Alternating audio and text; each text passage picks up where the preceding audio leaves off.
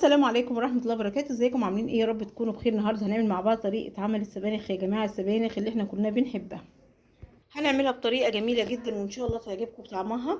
طبعا انا جبت نص كيلو سبانخ اهوت مخرطاه، وطبعا حاطه له خضرة، لازم تحط له خضرة وتقلية ومرقة، وهنعملها بطريقة جميلة جدا وسهلة وان شاء الله تعجبكم يا حبايبي.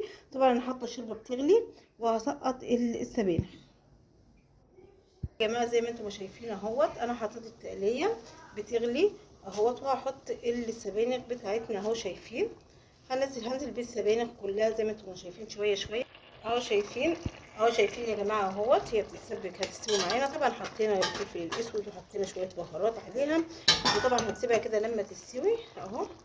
شايفين هي هتستوي معانا كده. انا موطيه يعني البوتاجاز طبعا.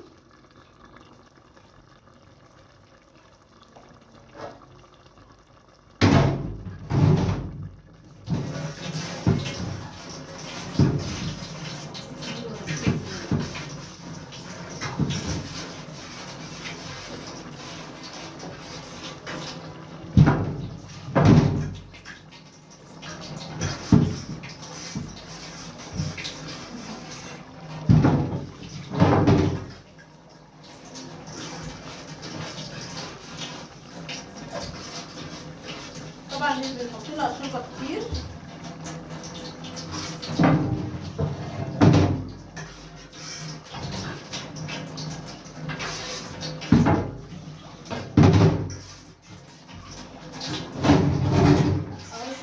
حبايبي احنا مش بنقلبها كتير، يا دوبك بنديلها تقليبه ونحط لها مرقه وفلفل.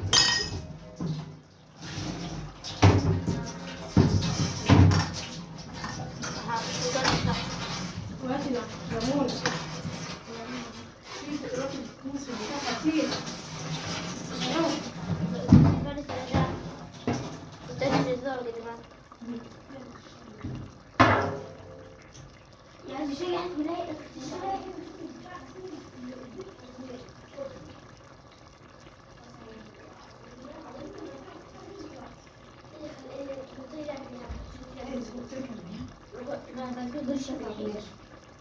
انا بحب خدي بصل، خدي هنا. لا عايزه قش البصل، قشرها البصل. يلا يا جماعه اهو شايفين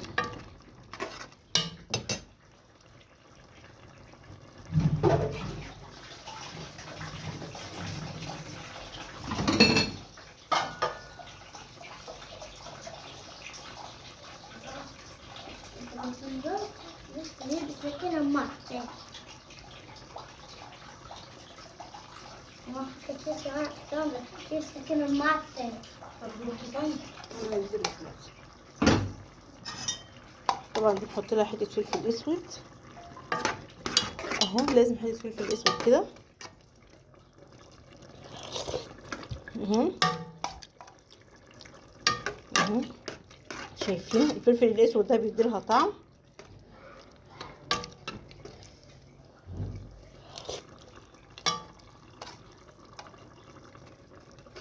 اهو.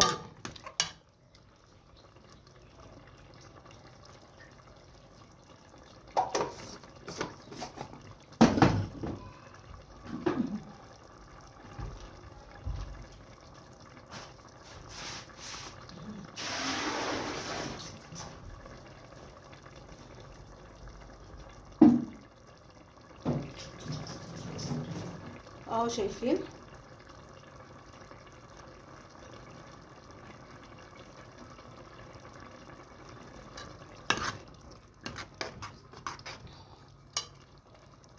يا رب تستوي معانا اهو.